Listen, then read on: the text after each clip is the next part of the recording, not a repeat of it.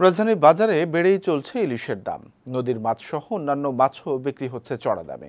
এ সপ্তাহে নতুন করে দাম বেড়েছে খোলা বাজার, তবে কমতির দিকে রয়েছে পেঁয়াজ, রসুন, আদা সহ প্রায় সব ধরনের সবজির মূল্য।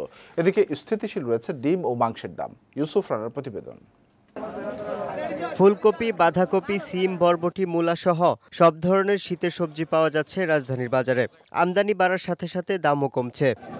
কয়েকদিন আগেও বাজারে যে ফুলকপি বিক্রি হতো 50 থেকে 55 টাকায়, আজ তা বিক্রি হচ্ছে 20 থেকে 25 টাকায়।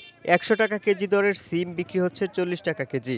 20 থেকে 30 টাকার মধ্যে মিলছে বেশিরভাগ সবজি। তবে সবজির বাজারে দাম কম হলেও মাছের বাজারে গিয়ে হতাশ ক্রেতারা। বিশেষ করে কয়েক সপ্তাহ যাবৎ ইলিশ মাছের দাম বেড়েই চলছে।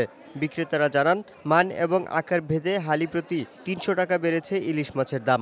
এছাড়া দেশি মাছও বিক্রি হচ্ছে চড়া দামে। বিশেষ করে নদীর মাছের দাম তুলনামূলক বেশি। নদীর মাছটা একটু আমদানি কম, দামও একটু বেশি, সবসময় পাওয়া যায় না।